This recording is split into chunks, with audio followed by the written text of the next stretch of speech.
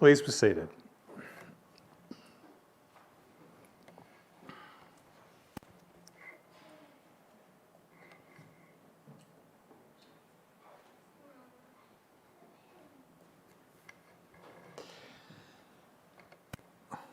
It's been said by some that the seventh-day Sabbath is just a type, a figure of things to come, and that we as Christians are under no obligation to keep the Sabbath day holy.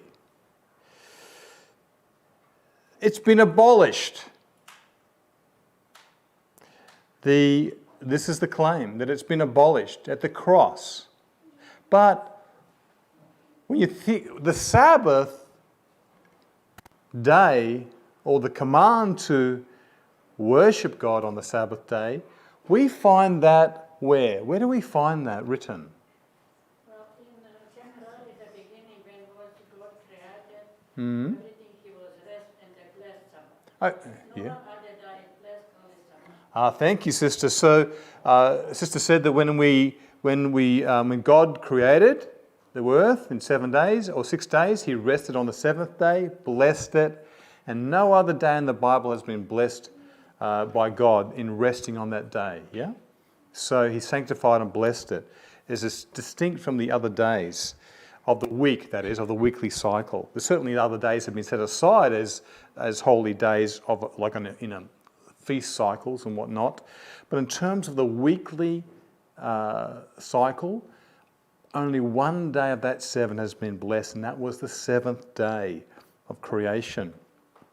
I won't go into that so much this morning, but I just want to highlight the reality that, did we only find it there in Genesis, or where were we then reminded about the Sabbath?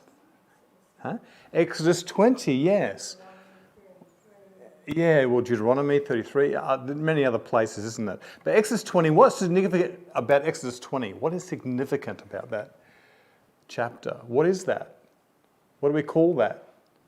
In Exodus 20, when God spoke the 10 Commandments from Mount Sinai and delivered them to Moses on tables of stone, what was the fourth commandment? Remember the Sabbath day to keep it holy. For in 6 and the Lord gives the reason, yes? In it thou shalt not do any work, thou, nor thy daughter, nor thy manservant, nor thy maidservant, nor thy ox, nor thy ass, nor thy stranger that is within thy gates. For in 6 days the Lord made heaven and earth, the sea and all that in them is, and rested on the seventh day and hallowed it. Yes? So that's the reason that that's the reason given for keeping the Sabbath, that God rested on that day. And that's what I want to talk about this morning. Yeah, nor your son, nor your daughter, nor your manservant, nor your maidservant, nor your ox, nor your cattle. I think I said all that, didn't I? Yeah. No work therein. So God rested is the reason. The reason for keeping that day is God rested on that day. And what does that mean for us? That's what I want to talk about this morning. And let us see what we can gather from this verse in Hebrews chapter 4, for us today, what relevance it has. Now, I want to remind us that when it comes to the law, when Jesus came to this world, in Matthew chapter 5 and verse 17, what did he say to the Pharisees, the Sadducees, the scribes, to the people listening? What did he say there?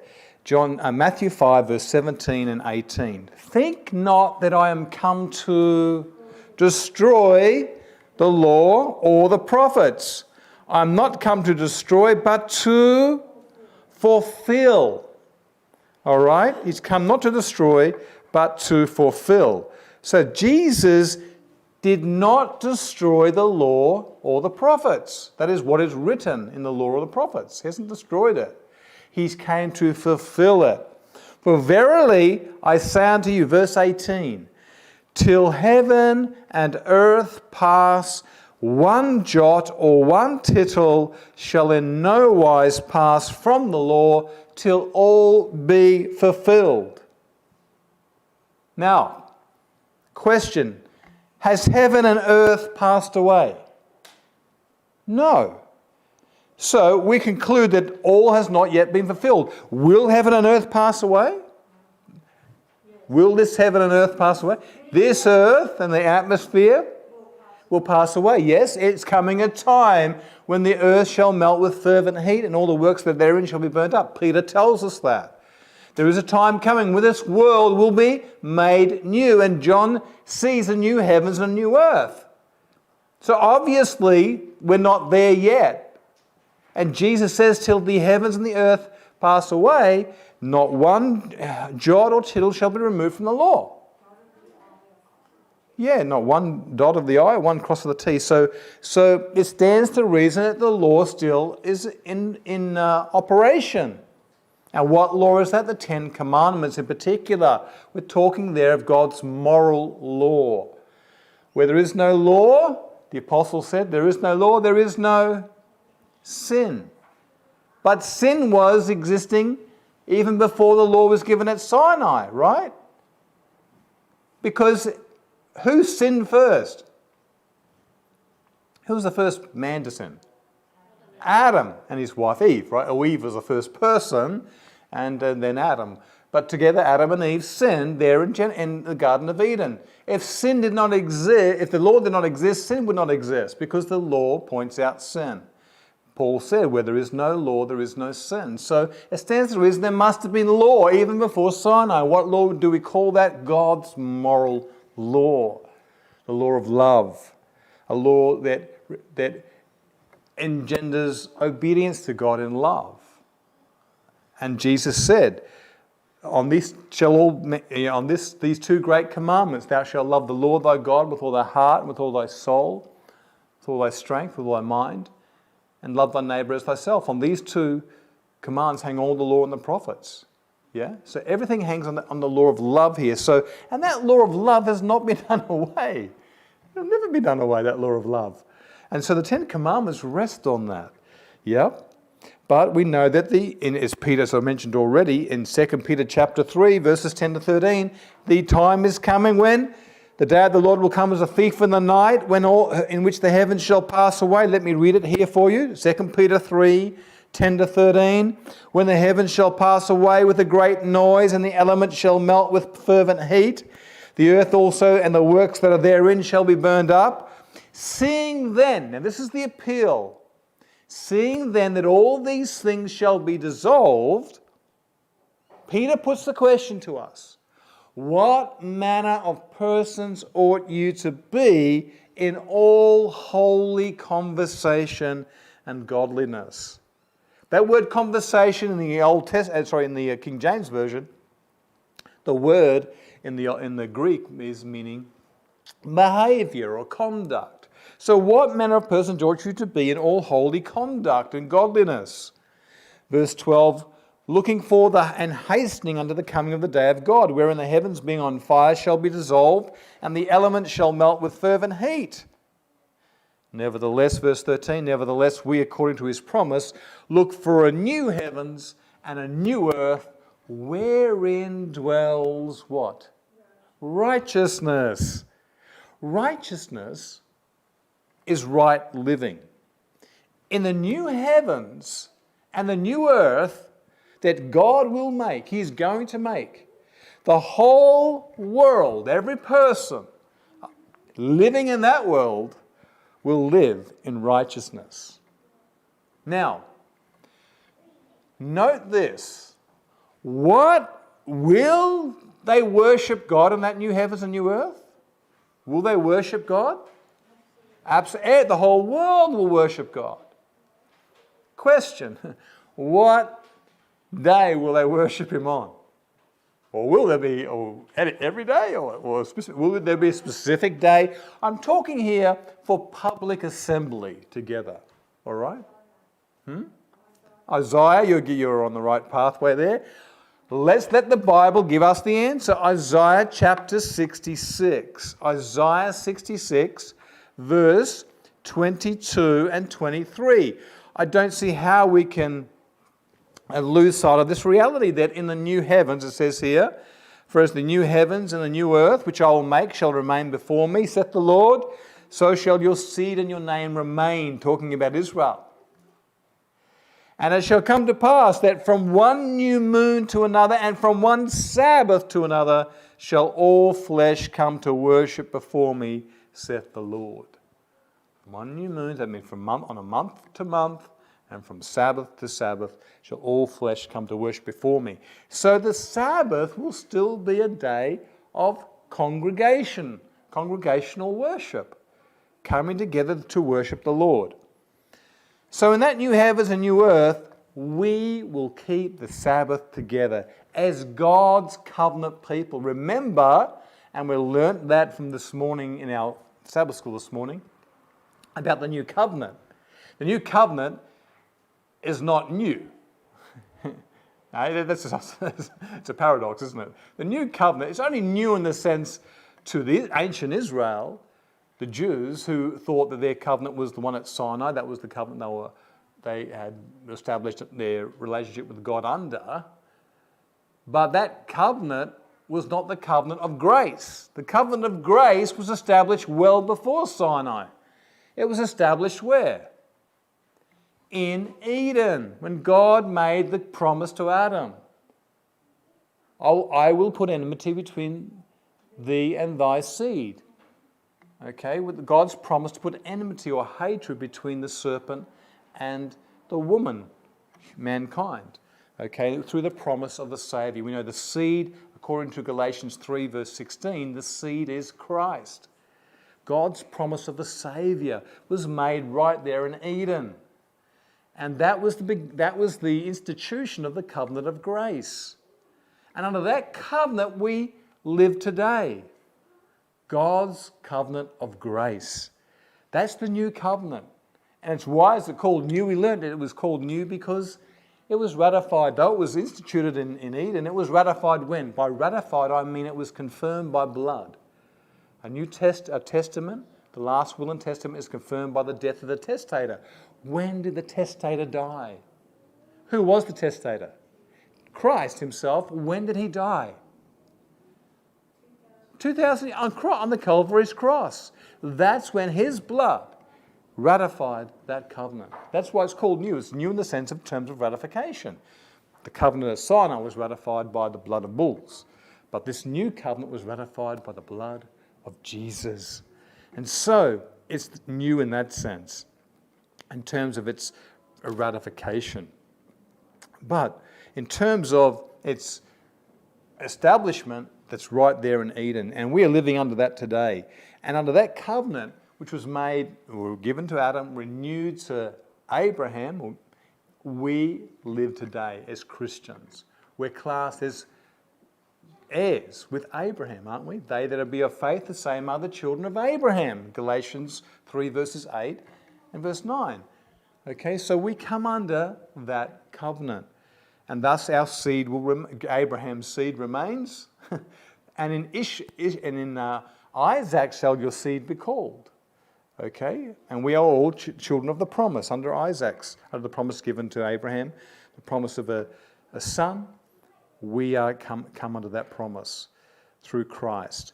So that's the covenant we're under today. Under that covenant we come to worship before the Lord every Sabbath, from one Sabbath to another. That will be in the new heavens and the new earth. So that as God's covenant people, that weekly Sabbath is not just a temporary sign to us of things to come. It's not something that we're looking forward to, though we are looking forward to the new heavens and the new earth, but it's something that reminds us of that which has taken place in the past, right? It's the substance of things God has done. Now, what are some of the things God has done? Well, He created the world, number one. And number two, He also redeemed us. He redeemed us as well. The Sabbath in Deuteronomy chapter 5, which is repeated there. Let's have a look. Let's quickly go there. Just want to highlight one verse. Deuteronomy chapter 5. The Ten Commandments are repeated here 40 years after Sinai. This is where the next generation now is about to enter Canaan. And before they do, Moses reminds the children of Israel about their obligation to keep the Sabbath holy. Or their covenant obligation to keep God's words of the covenant, the law. And in reiterating the Ten Commandments, he repeats them almost word for word except for one, the fourth commandment. The fourth commandment, the first half is pretty much just about word for word the same as Exodus chapter 20, until we get to the reason why we keep Sabbath. In Exodus 20, the reason was for God made the heavens and the earth in 6 days and rested on the seventh. Wherefore he blessed the Sabbath day and hallowed it, made it holy. He sanctified that day. But what's the reason given here in Deuteronomy chapter 5? And I'm going to read verse 15. Deuteronomy chapter 5, verse 15. This is now the reason. And remember that thou wast a servant in the land of Egypt, and that the Lord thy God brought thee out thence through a mighty hand and by a stretched out arm. Therefore the Lord thy God commanded thee to keep the Sabbath holy. Huh? That's not the reason given in Exodus 20, but it's the reason Moses gives here. That God asked you to keep the Sabbath holy, not just as a reminder now of creation, that he created the world in 6 days and rested the seventh, but also now as a reminder of your redemption in Christ, that you've been delivered from the house of bondage. So it's a memorial now, not only of God's power to create, but of God's power to deliver from bondage. Deliver from, and for us today, what bondage have we all been in today? What bondage would you say that every person is in naturally? Yeah, the bondage of sin, isn't it? The bondage of sin. Jesus came to set free to bring deliverance to the captives, you and me. All of us who were captive, who were slave to sin, Jesus, by his grace, by his love, sets us free from its condemnation and its power, both the guilt of sin and the power of sin. Jesus set us free from that. And the Sabbath is a memorial to us of that same power he uses. So it's a memorial to us of creation and of redemption, the great work of God in delivering us from sin. And thirdly, it's a sign of God's power to make us holy. Remember the Sabbath day, to keep it holy. And if we read here in Ezekiel chapter 20, if you turn over to Ezekiel 20, he gives us again here, Ezekiel chapter 20, and we look here, the Sabbath is a sign. I'm reading from chapter 20 and verse 12, and then I'm going to read verse 20. Moreover, I gave them my Sabbaths to be a sign between me and them, that they might know that I am the Lord that, what? Sanctify them. And verse 20, and hallow my Sabbaths, and they shall be a sign between me and you, that you might know that I'm the Lord your God. If when we keep the Sabbath holy, it's about a relationship with the Lord. To know the Lord is to know him as our Father. Jesus said in John 17, verse 5, this is life, John 17, I should say verse 3, this is life eternal, that what? They might know thee, the only true God, and Jesus Christ, whom thou hast sent. This is life eternal, to know God as our Father and to know Jesus as his Son. This is life eternal, John 17, verse 3. To the knowledge of God, when we say we know someone, it means that relationship we're having with them. That's when we enter into a rest with God. Okay, so when the apostle says, chapter of Hebrews, Well, before I go there, that third sign of God to make us holy, that work will continue for you and me till when? Till close of probation, till this world ends, till our life ends. Jesus makes us holy, the work of sanctification. John 17, verse 17, Jesus prayed for his disciples and for us who believe in him through their word. He said there, sanctify them through thy truth, thy word is truth. This is the will of God. Elsewhere he says in Thessalonians, this is the will of God, even your sanctification. And the word sanctification simply means to be made holy. It's to be living a life of godliness, a life like Jesus, a life of righteousness, right doing, right living, from our heart, from within. This is what it means to live that holy life, to live a life in devotion, in dedication, in consecration to God. And all that we do is done to the glory of God. This work is a work of making us holy. More and more our characters reflect the character of Jesus. So what does the apostle mean when he says in Hebrews chapter 4? Let's turn there. Hebrews chapter 4, verses 3 and 4. For we which have believed do enter into rest. As he said, as I've sworn in my wrath, if they shall not enter my rest, although the works were finished from the foundation of the world. For he spake in a certain place of the seventh day on this wise, and God did rest from the seventh day, God did rest the seventh day from all his works. Hebrews 4, 3 and 4. Let me just, what did God mean by that? Let me just highlight it as it reads in the English Standard Version, the ESV. For we who have believed enter that rest, as he has said, as I swore in my wrath, they shall not enter my rest, although his works were finished from the foundation of the world. For he has somewhere spoken of the seventh day in this way, and God rested on the seventh day from all his works. So, basically, God says, as I've sworn in my wrath, if they shall not enter into my rest. All right? They're not going to enter, if they're not going to obey me in doing what I asked them to do, they're not going to enter into the rest that I've got for them.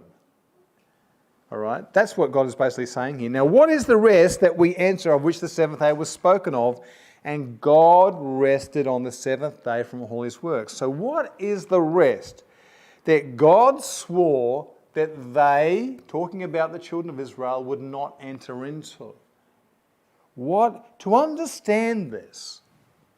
To understand this rest, we have to go back to Hebrews chapter 3.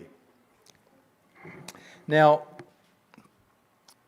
before I go there, let's just highlight what is happening in Hebrews, these first 3 chapters. Firstly, what's happened in Hebrews 1, I'll give you a brief outline. Christ in these last times, it speaks about Christ in these last days coming to us from the Father. That's Hebrews 1, verses 1 to 3. That he is preferred above the angels, both in person and in his office. That's from verses 4 to 14. And then from chapter 2, we ought to be obedient then to Jesus Christ because he condescended to take our nature upon him. That's from verses 1 to 4. And then from verses 5 to 18, as it was necessary for him to become like unto us, a human being. Though he had no taint of sin upon his character, yet he condescended to connect our fallen nature with his divinity.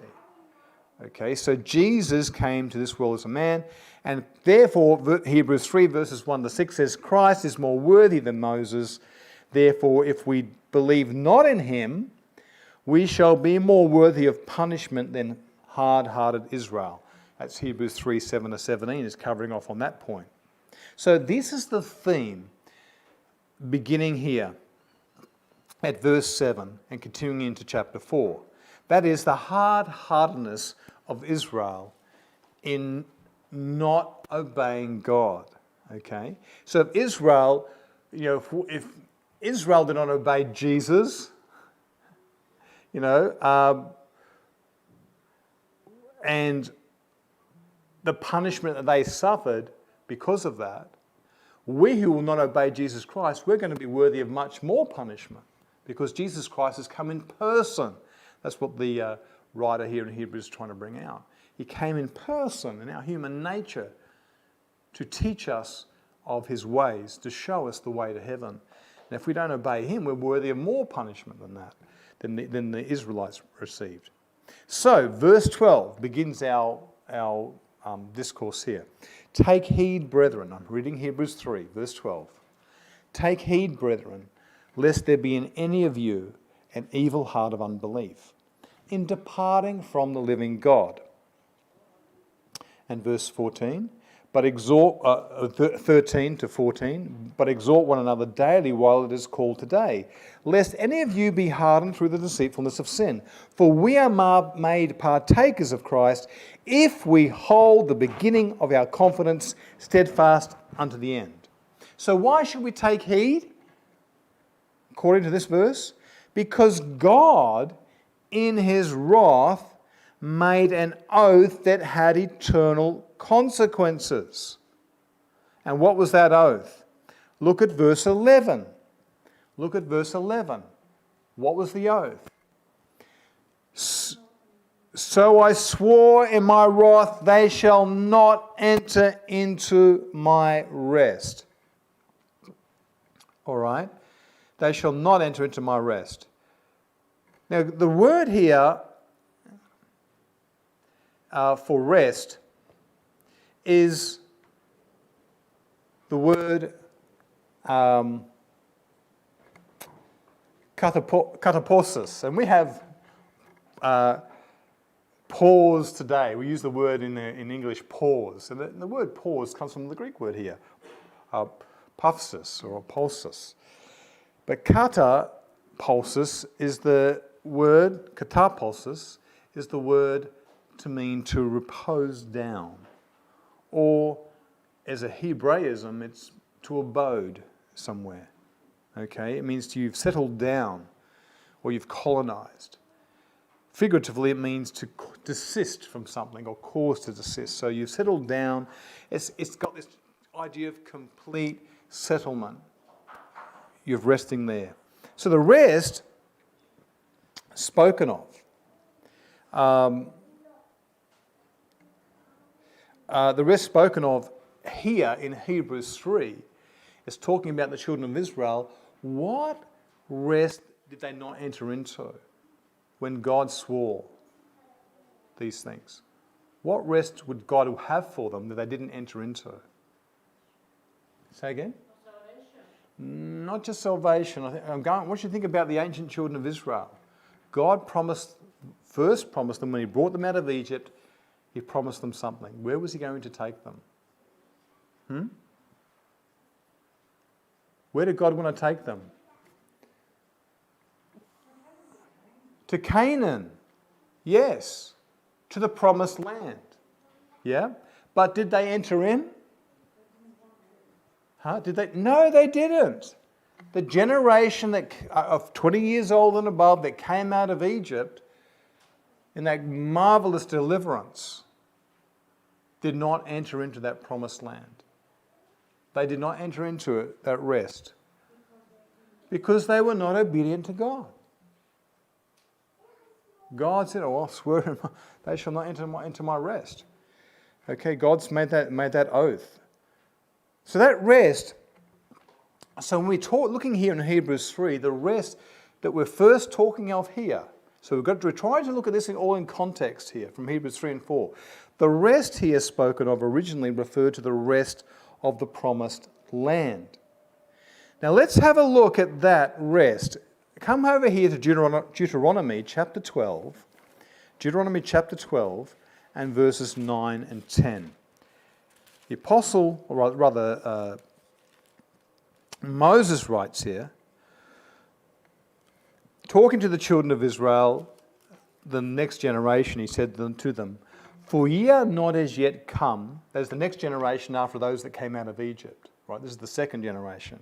He says to them, For ye are not as yet come to the rest and to the inheritance which the Lord your God giveth you. All right, he was talking to after the 40 years of wandering in the wilderness, he now speaks to the congregation of Israel and he says, you have not yet come to the rest and to the inheritance which the Lord your God giveth you. Verse 10, but when you go over Jordan and dwell in the land which the Lord your God giveth you to inherit, and when he giveth you rest from, now notice this, rest from all your enemies round about, so that you shall dwell in safety, then there shall be a place which the Lord your God shall choose to cause his name to dwell there. Thither shall you bring all that I command you, your burnt offerings, your sacrifices, your tithes, and the heave offerings of your hand, and all your whole choice vows, which ye vow unto the Lord. God wanted to establish his house of worship in the promised land, the temple. And he refers to that place, when he was going to do it, as the place when he would bring them in to the land that he swore to them, and that he's going to give them, and that when he gives them rest from all their enemies. In other words, they were not going to have any battles anymore, any struggles anymore with their enemies in that promised land. And they would dwell there in safety. In the wilderness, were they safe? No, they were always, God kept them safe, right, as they were wandering. And were they resting in any particular place for an extended period of time? No. They had no land to settle into, not until God could bring them into the land of Canaan. So this is the first promise of rest, this land of Canaan. Now, what happened? What happened? Well, let's go back to Hebrews chapter 3. What happened in regard to this promise? Let's look at Hebrews chapter 3, and we're looking at verse 7. Hebrews 3 and verse 7. Hebrews 3 verse 7, and I'm reading through to verse 10. Let's have a look now what happens. Wherefore, as the Holy Ghost saith, today, if you will hear his voice, harden not your hearts as in the provocation, in the day of temptation in the wilderness, when your fathers tempted me, proved me, and saw my works 40 years. Wherefore I was grieved with that generation, and said, they do always err in their heart, and they have not known my ways. Why? Wow, what was their problem? What was their problem? Not only that they didn't listen, but why didn't they listen? Huh? Yeah, look at verse 12. It gives the answer. Take heed, brethren, lest there be in any of you an evil heart of unbelief in departing from the living God. This was the problem. The children of Israel had an unbelief. When the 12 spies went out to spy out the land, went forth to spy out the land, how many came back with a good report? 2. The other 10 came back with a negative report. There's giants in the land, and they're too big for us, and we're going to perish. There's no way we can conquer the land. Yet the 2 that believed the Lord, Caleb and Joshua, encouraged the others and said, we are well able to possess this land if we will be obedient to the Lord. He will fight the battle for us and we'll go in and possess it. So they had their belief in God. Unfortunately, the evil heart of unbelief prevailed in all of the nation, the large part of the nation. And so they did not enter in. And so what happened here, verse 13, so Paul, Hebrews here appeals to us, Hebrews 3:13, but exhort one another daily while it is called today, lest any of you be hardened through the deceitfulness of sin. For we are made partakers of Christ if we hold the beginning of our confidence steadfast unto the end. While, verse 15, while it is said, today, if you'll hear his voice, harden not your hearts, as in the provocation. For some, when they had heard, did provoke, howbeit not all that came out of Egypt by Moses, but with whom was he grieved for 40 years? Was it not with them who had sinned, whose carcasses fell in the wilderness, and to whom he sware that they should not enter into his rest, but to them that believe not? So we see they could not enter in because of unbelief. Verse 19. It was not the will of God. I'm reading here from the Great Controversy, page 458. It was not the will of God that Israel should wander 40 years in the wilderness. He desired to lead them directly to the land of Canaan and establish them there a holy, happy people. But they could not enter in because of unbelief. Hebrews 3:19.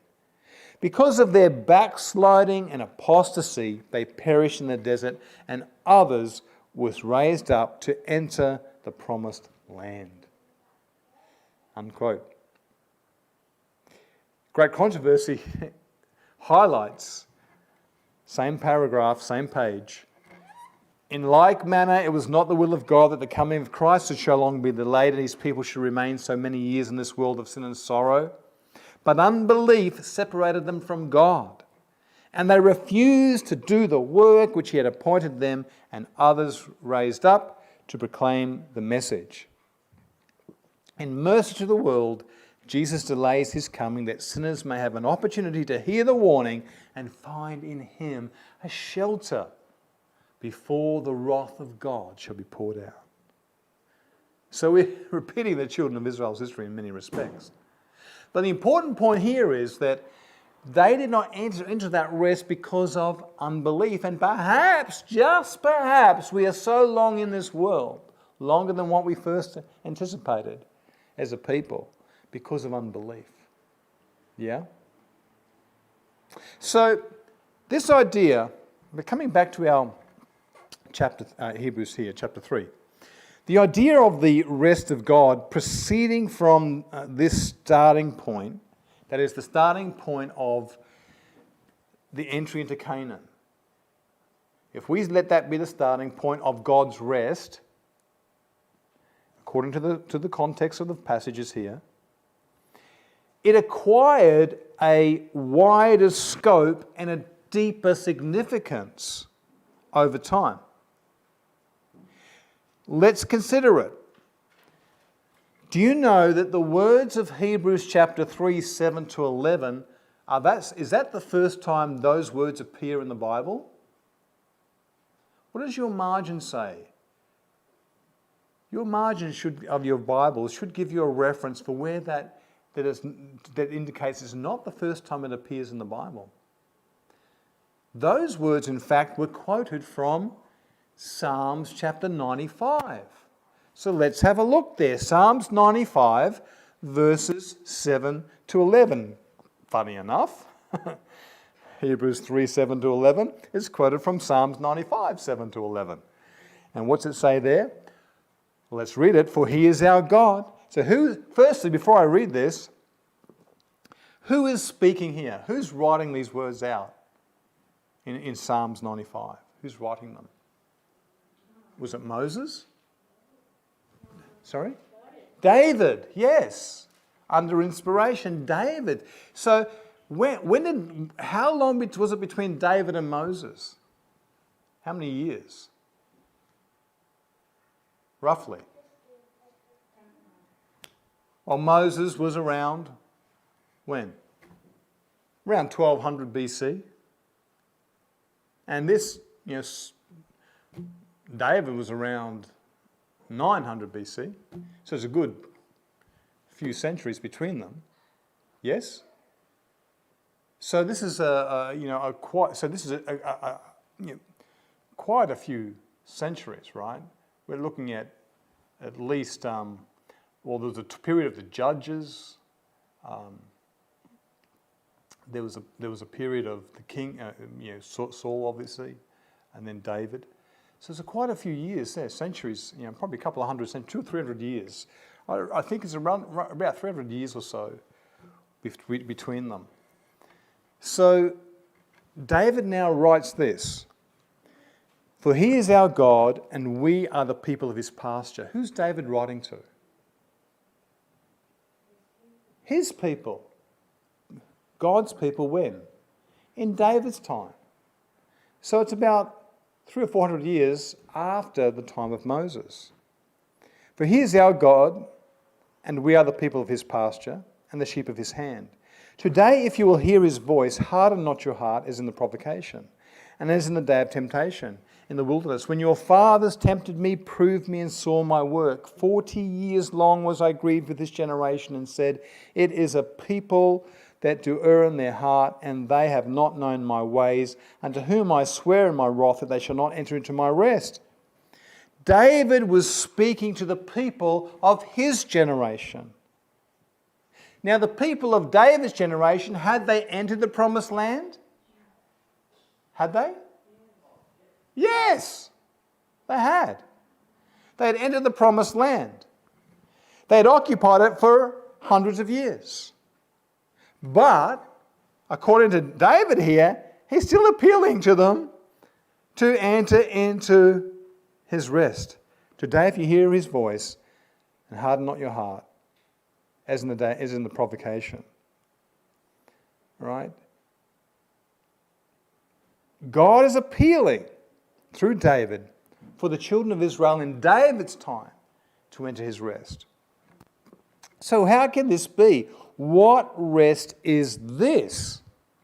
Well, it begins with an understanding of God's rest. What is God's rest? Well, Psalm 37, let's go there for a moment. Let's have a look here. Psalm 37 and verse 7 to 9. "Rest in the Lord, and wait patiently for him. Fret not thyself because of him who prospereth in all his way, because of the man who bringeth wicked devices to pass. Cease from anger, and forsake wrath.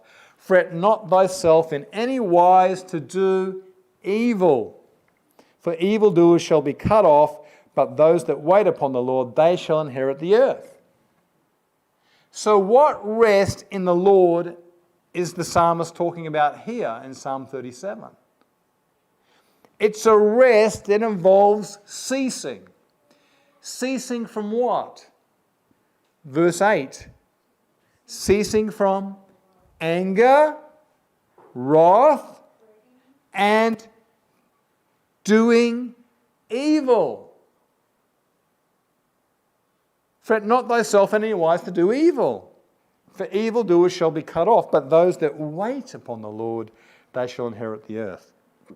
So resting in the Lord is not to worry yourself in any way to do evil. Why? Because evildoers shall be cut off, but they that wait upon the Lord shall inherit the earth. What does this waiting consist in? So this resting in the Lord is a resting where we're waiting. It's a resting and waiting. Waiting for what?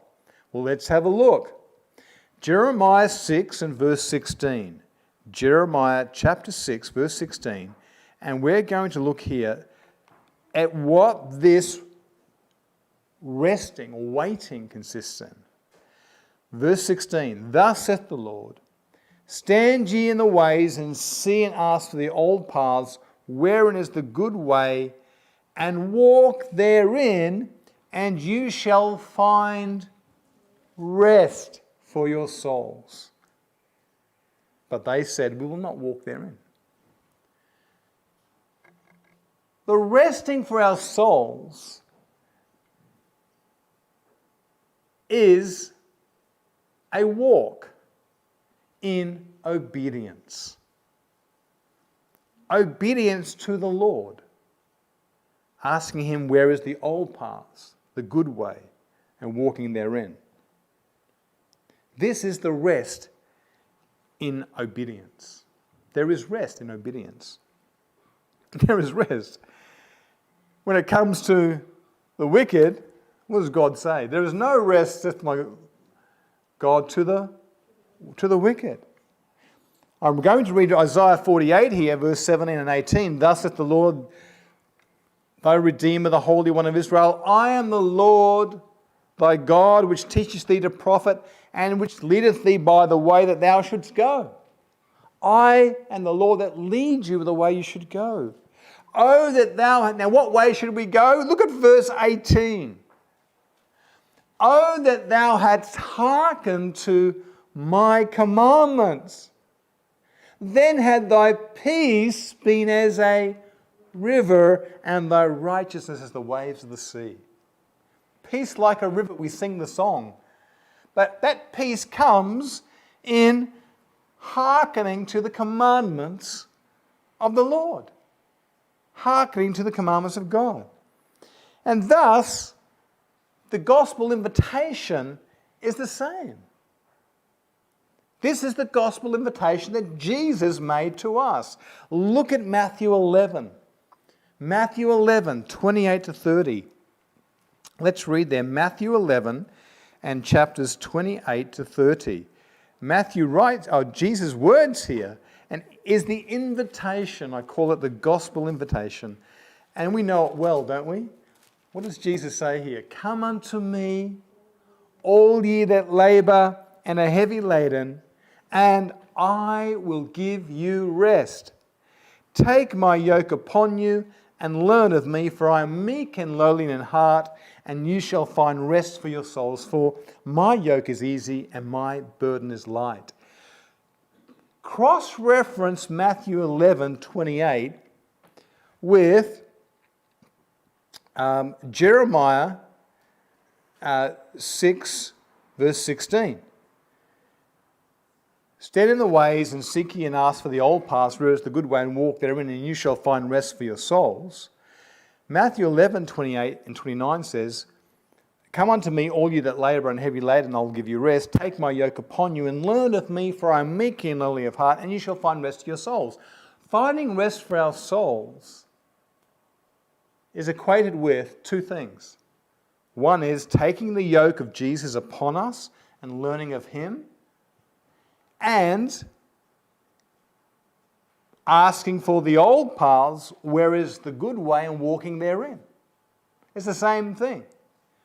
Walking with Jesus is walking in obedience to the commandments of God.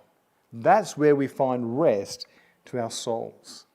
So, it's like we try and think of Jesus as being separate from the law, But it's not. Jesus is the embodiment of the law. He lived the law, and he asks us to yoke up with him in service, in obedience to his commandments. As he lives them in his life, as he lived them in his life, so we are to live them in ours with Jesus within. Jesus bids you, take my yoke upon you. I'm reading here from Youth Instructor, November 21, 1883.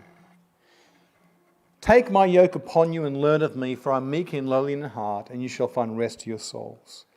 True happiness is to be found not in self-indulgence and self-pleasing, but in learning of Christ, taking his yoke and bearing his burden. Those who trust to their own wisdom and follow their own ways go complaining at every step, because the burden which selfishness binds upon them is so heavy and its yoke so galling. They might change all this if they would come to Jesus, and by his grace put off the yoke that links them to Satan, lay off the self-imposed burden, and take the burden which Christ gives them, and let his yoke bind them to him in willing, happy service. There's a beautiful book, Thoughts from the Mount of Blessing, and page 15 has a wonderful passage, three paragraphs there. I won't read all of them, but it says here, when we receive Christ as an abiding guest in the soul, the peace of God, which passes all understanding, will keep our hearts and minds through Jesus. The Saviour's life on earth, though lived in conflict, was a life of peace. And why was that? Because it says there, while angry enemies were constantly pursuing him, he said, he that hath sent me is with me. The Father hath not left me alone, for I do always those things that please him. No storm of human or satanic wrath could disturb the calm of that perfect communion with God. And he says to us, peace I leave with you, my peace I give unto you. Take my yoke upon you and learn of me, for I am meek and lowly in heart, and you shall find rest. Bear with me the yoke of service for the glory of God and the uplifting of humanity, and you will find the yoke easy and the burden light. So this is the wonderful rest we have in Christ. I call this the rest of the gospel. This is the rest that the apostle refers to in Hebrews chapter 4 and verse 3. Let's have a look here now. Hebrews 4, I'm reading here from verse 3. For we which have believed do enter into rest, as he said. So, how do we know it's talking about us? Well, verse 1 says, let us therefore fear lest a promise being left us of entering into his rest, any of you should seem to come short of it. For unto us was the gospel preached, as well as unto them, but the word preached did not profit them, not being mixed with faith in them that heard it. But because we have heard the word, mixed it with faith, we have believed in that word, and we enter into that rest with Christ, the gospel rest. Now my question is this. We read in our scripture reading, verse 5, for he spake in a certain place of the seventh day on this wise, God did rest from the seventh day from all his works, and in this place again, if they shall enter into my rest. Does God rest? Does God rest? Hello? Yes. Does he? Well, he's constantly on the go, 24 All right. Well, let's have a look. Isaiah 40:28. Hath thou not known, hast thou not heard that the everlasting God, the Lord, the creator of the ends of the earth, Isaiah 40:28, the Lord, the creator of the heavens and of the earth, fainteth not, neither is weary. There is no searching of his understanding. God is not weary. He does not get weary. But he rested.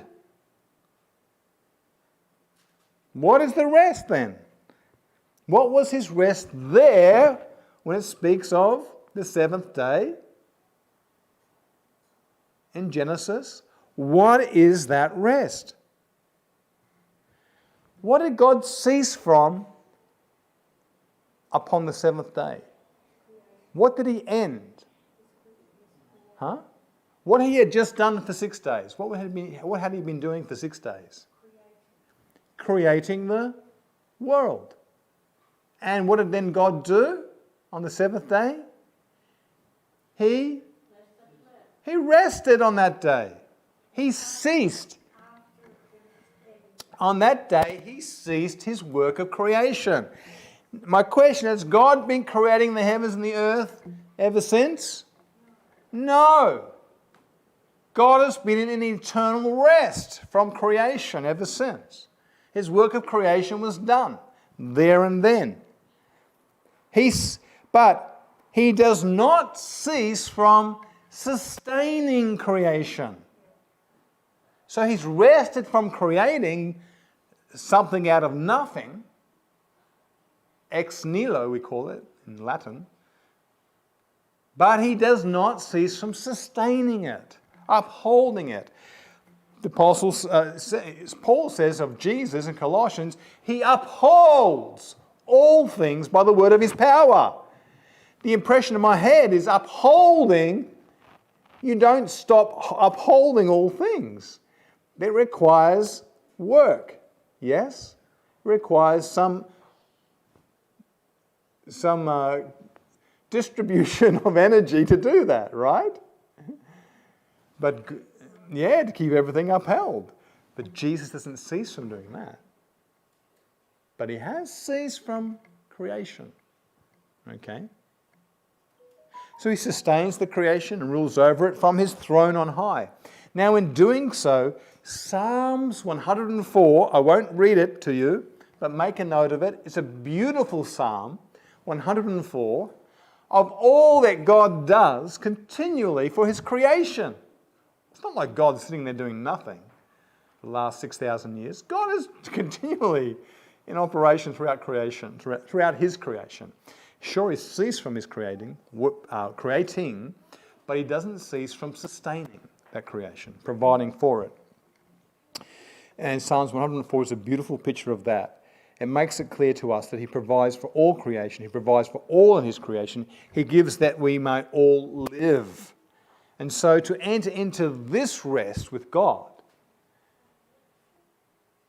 this rest that he entered into at creation, for us to enter into that rest, it's a rest where likewise we don't cease to sustain God's creation. We work with God. In what? In giving as God gives. God gives that we might live. When God gives to us, we receive, and we receive in order that we might do what? We receive in order to give. The person who stops giving stops living. The law of life. To give is to live. To give of ourselves, of our time, our means, our, all the talents that we have. To give for the blessing of humanity, for the blessing of creation. That's the rest in Christ, ceasing from our own ways and walking in his ways. Now, the children of Israel, they failed to enter into this rest. It's evident in verse 3 and 6. Let's look there, Hebrews 4, verse 6. Seeing therefore it remains that some must enter therein, and they to whom it was first preached entered not in because of unbelief. Verse 6 tells us that they, I just read there verse 6, I should say. Verse 6, seeing therefore it remains that some must enter therein, and they to whom it was first preached entered not in because of unbelief. So the Jews failed through unbelief of entering this rest of God, the resting from our own works and yoking up with Christ in service, in carrying out his works. Okay? The works which God ordained for us to do from the beginning of creation. Okay? And they to whom it was first preached entered not in because of unbelief. So those who heard the gospel in Paul's day entered in through belief. Do you follow this? Are you following? We have the Jews who entered not into, we had the Jews who entered, who were promised the physical land, who did not enter in because of unbelief. And then we have those who did enter in 40 years later, about 300 years later, David preaching that there's a rest yet for the people of God that they haven't entered into. What rest was that? Well, it's the rest of God. The rest of the gospel, ceasing from our evil ways and entering into God's service. So we have that rest. And the third rest we have is God's rest itself. So there's really three rests here we're speaking of. There's the rest of the promised land. There's the rest of God in ceasing his work of creation and continuing in his work of governing and upholding and sustaining creation. And then we have the third rest, which is ceasing from our evil ways and entering into God's service. But, do you know, there's a fourth rest. There's a fourth rest. It's the rest that even if we've experienced the gospel rest, that is, when we yoke up with Jesus, we surrender our life to him, we receive freedom from condemnation, freedom from the power of sin. We're ceased from our works. We're now living a life in Jesus, that gospel rest. There's yet a rest for the people of God. What rest remains to us? To believers, I'm talking about here. Well, let's have a look here. Verse 9 of Hebrews 4, there remains therefore a rest to the people of God, for he that is entered into his rest, he also hath ceased from his own works as God did from his. Let us labour to enter into that rest, lest any man fall after the same example of unbelief. Who is the apostle talking to in Hebrews 4? Who is he talking to here? The writer of Hebrews is talking. Yeah. So Paul's writing here, I believe it's Paul, writing here to believers. There remains a rest. What rest remains for believers? Because believers have entered into the rest of ceasing from our own works and doing God's works, but what rest remains then for us?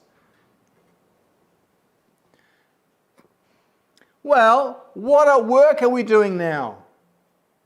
What work as believers are we all engaged in? Working?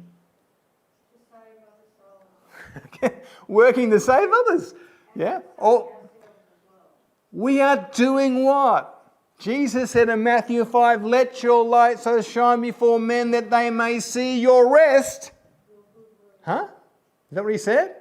Let your light so shine before men that they may see your what? Your good works. What are the good works that we do? What are the good works? Isaiah 58. Right, come in Isaiah 58. Isaiah 58. All right? Isaiah 58. I'll be very basic.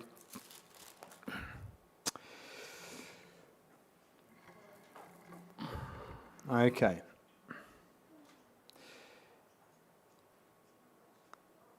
All right, I'm going to read verse 6. Is not this the fast that I have chosen? To loose the bands of wickedness, to undo the heavy burdens, to let the oppressed go free, and that ye break every yoke. Verse 7. Is it not to what? Deal thy bread to the hungry, and that thou bring what? The poor that are cast out where? To the church? Huh? To thy house. Whose house? God's house. Who? Our house, but it's also God's house. No. What's the verse saying?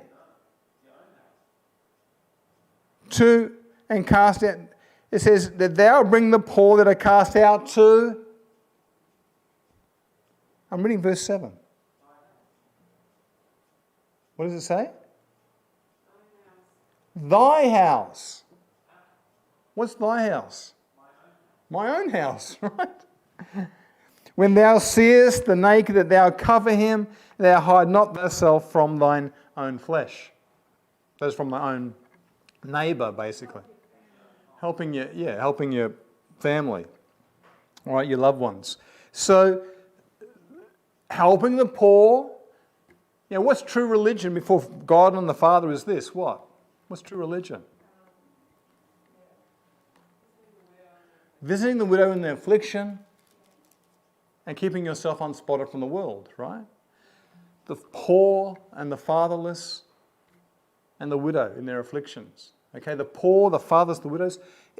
Are you with me? So when I ask you the question, I'm going to ask it again now. What are we not to cease from doing now? Huh? Good works, which are what? What are the good works? Caring for the vulnerable in society, yeah? The poor, the widow, the orphan, those who are in need of food, hunger, of shelter and clothing, yeah? That's the active Christianity, living our lives. And also when it comes to, do we have an enemy still? Huh? Who's our enemy? Help me here. Thank you. I didn't hear that. Yeah, the enemy is the devil, right? And what's the devil trying to do? Destroy us, right? How? Through sin. Yeah, through temptation and sin. So we're called to resist the enemy and he'll flee from us, right? to resist the temptation to sin, and to do good works. 2 Thessalonians 3 verse 13, but ye brethren, be not weary in well-doing. Hebrews 12:21, be not overcome of evil, but overcome evil with good. And doing good. Submit yourselves therefore to the devil, and he will flee from you. So resisting the devil. So doing well, doing good, resisting the devil. This is the works which God has called for us to do, to feed the poor, to bring those that are, to clothe those that are naked, and those that are cast out, to bring them in under thy own banner. So brethren, my appeal to us here this morning is to take heed, lest there be in any of us an evil heart of unbelief in departing from the living God. I want to just finish with this one statement here. It's not a statement, rather, it's just a thought here. The struggle against sin, the pursuit of holiness, the striving after perfection, constancy in sufferings, all vigorous endeavour and holding fast to faith and hope, even under the most adverse circumstances, all the toilsome activity of self-denying, self-sacrificing love, all the labours connected not unfrequently with great disquiet and anxiety for the spiritual welfare of the entire church and of its individual members, all these are the works of believers, from which they are yet to rest in the heavenly city of God. So today, if you hear his voice, harden not your heart, as the apostle says here, through the deceitfulness of sin, for we are made partakers of Christ if we hold the beginning of our confidence steadfast to the end. So let us exhort one another to enter that rest. What rest? The heavenly rest. And the exhorting is to not to cease or become weary in well-doing, to press on and continue steadfast in the faith that was once delivered to us and in the belief that we first had when we first trusted in Christ, and to continue in that walk with Jesus that we might enter that final heavenly rest. This is the rest that God has called us to. This is the rest set before us. And today we're keeping the Sabbath day here, not as a shadow, not as a figure of something that's happened in the past. We're keeping it today as a memorial to God's wonderful creation, the wonderful creation of which we're going to enjoy in all its glory and all its beauty in the new heavens and the new earth which God is going to make. So let us look forward to that day with great pleasure, with great hope, and never give up. This is my prayer this morning. Amen. Let us continue, shall we, with hymn number 1. Let us kneel to close in prayer.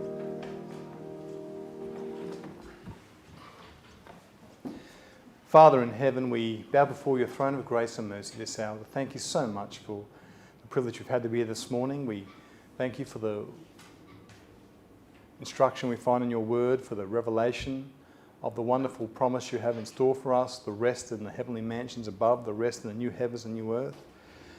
That rest awaits each one of us here today, Lord, and we pray that none of us will give up in our Christian walk, that we will not allow the enemy to steal away